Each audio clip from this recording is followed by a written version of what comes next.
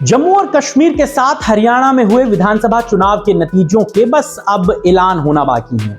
ECI election commission of India यानी भारत निर्वाचन आयोग के ताजा आंकड़ों में भारतीय जनता पार्टी हरियाणा में बहुमत के करीब है।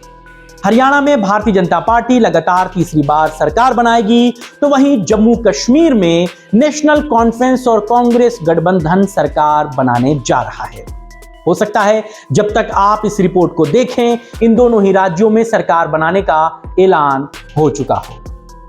नमस्कार, बंदे को शबाब कहते हैं और आप देखना शुरू कर चुके हैं एक्सप्लेनर। सवाल कश्मीर में नेशनल कॉन्फ्रेंस की जीत या हरियाणा में कांग्रेस की हार का नहीं है, बल्कि सवाल यह है कि कल तक जिन एग्जिट पोल के नतीजों में जो बातें कांग्रेस की सरकार बनाने को लेकर कही जा रही थी, वो नतीजों के ऐन दिन कैसे पलट गए, कैसे ये नतीजे एग्जिट पोल के बिल्कुल उलट हो गए। एग्जिट पोल के नतीजों में कश्मीर की बात तो कुछ हद तक सही रही, लेकिन हरियाणा में मामला बिल्कुल पलट गया। ऐसा कैसे हो गया? तमाम चैनल और एजेंसियां एग्जिट पोल में हरियाणा में कांग्रेस की पूर्ण बहुमत की सरकार बना रहे थे, लेकिन जब नतीजे आए तो सच्चाई में एग्जिट पोल बिल्कुल झूठा साबित हुआ। खबर लिखे जाने तक भाजपा हरियाणा की 90 सीटों में से 43 सीट पर जीत हासिल कर चुकी थी और 3 पर आगे चल रही थी। वहीं कांग्रेस ने 35 सीटें जीत ली थी और वो 2 पर बढ़त बनाए हुए। खास बात यह भी रही कि 2019 में भारतीय जनता पार्टी को जितनी सीटें मिली थी, वो इस बार उससे भी आगे है। यानी कि 2019 में उसे 40 सीटें मिली थी और उसने जेजेपी के साथ मिलकर सरकार बनाई थी, और इस बार वो अकेले 45 पर पहुंच चुकी है। उसका जीत का झंडा बुलंद है। वहीं जम्मू और कश्मीर विधानसभा चुनाव की सभी 90 सीटों पर नतीजे आ चुके हैं। सबसे ज्यादा जम्मू और कश्मीर में नेशनल कॉन्फ्रेंस को 42 सीटें मिली हैं। भारतीय जनता पार्टी दूसरी सबसे बड़ी पार्टी बनी है और उसे 29 सीटें मिली हैं। कांग्रेस जम्मू कश्मीर में भी उम्मीद के मुताबिक बहुत कुछ नहीं कर पाई, उसे महज 6 सीटें मिली हैं। महबूबा मुफ्ती की पार्टी को 3 सीटें मिली हैं। आम आदमी पार्टी भी 1 सीट जीतने में कामयाब रहा है, जबकि 7 सीटें निर्दलियों के खाते में गई हैं। 90 सीटों वाले हरियाणा में मतदान 5 अक्टूबर को एक चरण में हुए थे, जबकि लगभग यहां पर 65% मतदान हरियाणा की जनता ने किया था। तो वहीं 90 सीटों वाली जम्मू कश्मीर में 3 चरणों में मतदान हुए थे। यहां पर तकरीबन 63% के आसपास मतदान हुआ था। और साल 2014 के बाद जम्मू कश्मीर में पहली बार विधानसभा चुनाव हो रहे थे, जब धारा 370 केंद्र सरकार ने हटाई थी। इसमें कश्मीर घाटी और जम्मू क्षेत्र की 90 सीटें शामिल थीं। इनमें पहले चरण में 24, दूसरे चरण में 26 और तीसरे चरण में 40 सीटों पर मतदान हुआ था। अब आपको सिलसिलेवार तरीके से समझाने की कोशिश करते हैं कि भारतीय जनता पार्टी जम्मू कश्मीर में कहां पर चूकी और हरियाणा में ऐसा क्या हुआ जो कांग्रेस के लिए चकरघिन्नी बन गया। सबसे पहले बात जम्मू कश्मीर की करते हैं। तो यहां के हुए हालिया चुनावों में भारतीय जनता पार्टी को घाटी में बहुत कुछ ज्यादा सफलता हाथ नहीं लगी, जबकि नेशनल कॉन्फ्रेंस और कांग्रेस के गठबंधन ने यहां 90 सीटों वाली विधानसभा में 48 सीटें जीती हैं, जिनमें 6 सीटें कांग्रेस को मिली हैं, जबकि नेशनल कॉन्फ्रेंस सबसे बड़ी पार्टी बनकर उभरी है। उसने 42 सीटों पर अपनी दमदार दावेदारी दिखाई। भारतीय जनता पार्टी ने इन चुनावों में 29 सीटों पर कब्जा किया है। ये सीटें अधिकतर मैदानी इलाके यानी कि जम्मू की, जबकि महबूबा मुफ्ती की पार्टी ने 3 सीटें जीती हैं।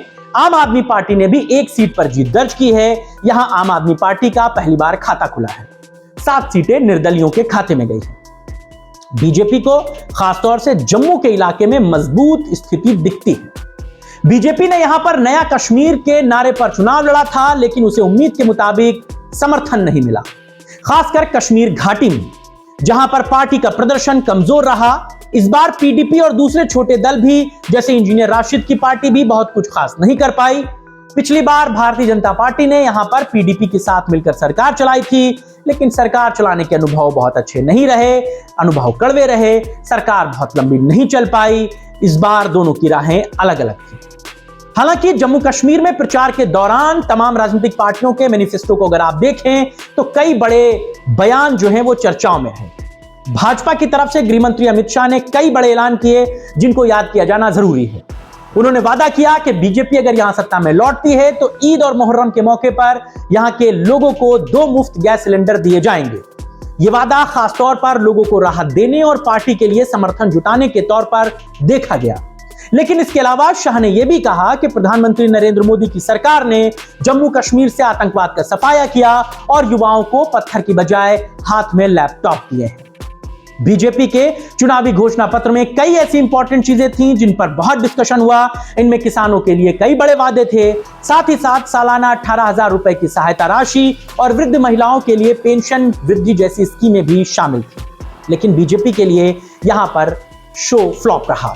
नेशनल कॉन्फ्रेंस ने ऐसा क्या किया कश्मीर में जो वो टॉप पर आ गई? नेशनल कॉन्फ्रेंस ने कश्मीर के स्थानीय मुद्दे जैसे बेरोजगारी, विकास और खास तौर से धारा 370 को लेकर जनभावनाओं को ध्यान में रखा।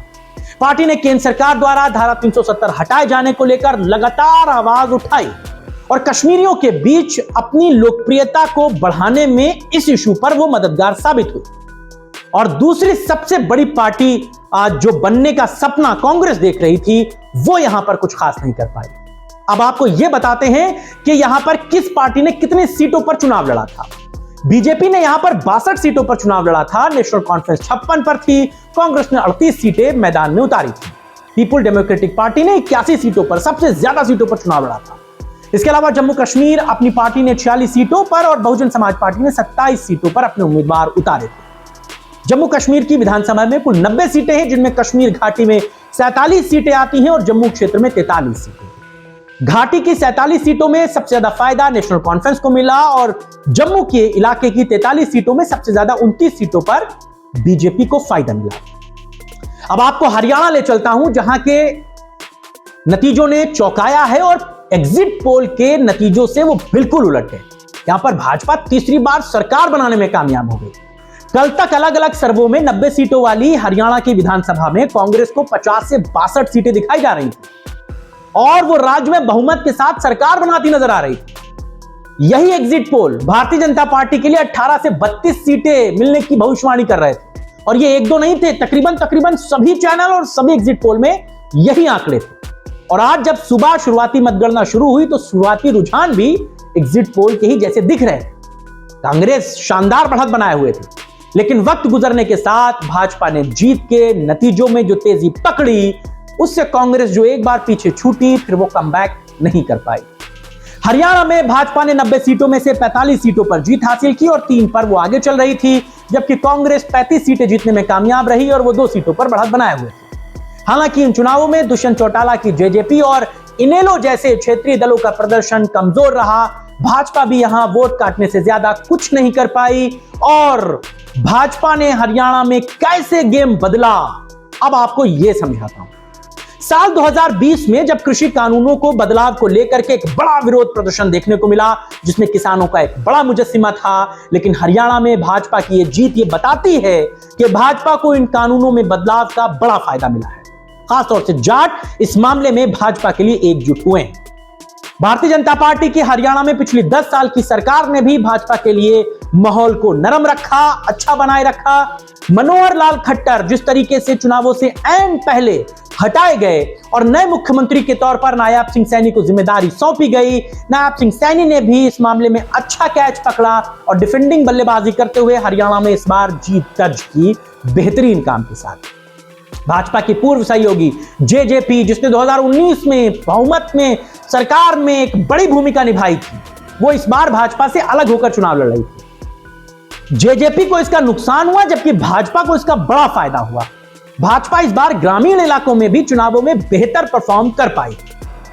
हरियाणा के चुनाव में बहुत कुछ ऐसा है जिसे भूला नहीं जा सकता। विनेश फोगाट और जलेबी विवाद यहां का सबसे चर्चित रहा। राहुल गांधी ने गोहाना की एक रैली में यह कहा कि जलेबी की फैक्ट्री खोलने से हजारों लोगों को रोजगार मिल सकता है। इस टिप्पणी का सोशल मीडिया पर खूब मजाक बना, खूब मीम्स बने, क्योंकि लोग ये मानते हैं कि जलेबी जैसी स्ट्रीट फूड की ताजगी और स्वाद को बड़े पैमाने पर फैक्ट्री उत्पादन में बनाए रखना मुश्किल है। हालांकि चुनाव के नतीजों के बाद जम्मू कश्मीर में नेशनल कॉन्फ्रेंस के उपाध्यक्ष उमर अब्दुल्ला ने कहा है कि जम्मू कश्मीर के लोगों का वो दिल की गहराइयों से इस्तकबाल करते हैं, उनको मुबारकबाद पेश करते हैं। मैं उन मतदाताओं का शुक्रगुजार हूं जिन्होंने नेशनल कॉन्फ्रेंस और कांग्रेस के उम्मीदवारों को कामयाबी दिलाई। एक बात तय है कि भाजपा की जम्मू कश्मीर की जो सियासत रही है, जनता ने उसके खिलाफ मतदान किया है। उमर अब्दुल्ला ने आज इन बातों को कहा। तो वहीं हरियाणा के नतीजों के बाद प्रधानमंत्री नरेंद्र मोदी ने कहा कि हरियाणा का हृदय से आभार। भारतीय जनता पार्टी को एक बार फिर स्पष्ट बहुमत देने के लिए मैं हरियाणा की जनशक्ति को नमन करता हूं। यह विकास और सुशासन की राजनीतिक जीत है और मैं यहां के लोगों को विश्वास दिलाता हूं कि उनकी आकांक्षाओं को पूरा करने में हम कोई कोर कसर नहीं छोड़ेंगे। नतीजे दोनों राज्यों के आपके सामने हैं, लेकिन यह बात यकीन मानिए कि एग्जिट पोल के नतीजे धीरे धीरे अपना जो मयार है, अपना जो विश्वास है, वो आम जनता के बीच खो रहे हैं। चुनावों से ऐन पहले सभी समाचार चैनलों और अखबारों के एग्जिट पोल जहां कांग्रेस की हरियाणा में सरकार बना रहे थे, वहां हरियाणा ने गेम पलट दिया। इन एग्जिट पोलों की क्रेडिबिलिटी धीरे धीरे कम हो रही है। लेकिन वहीं दूसरी तरफ जम्मू कश्मीर और हरियाणा के चुनावों ने दोनों ही राजनीतिक पार्टियों, खासकर भाजपा और कांग्रेस को यह सोचने के लिए मजबूर कर दिया है कि आने वाले विधानसभा में चुनावों में वो किस तरीके की तैयारी से उतरे, क्योंकि बहुत जल्द महाराष्ट्र समेत तमाम दूसरे राज्यों में भी चुनावों का ऐलान होना है।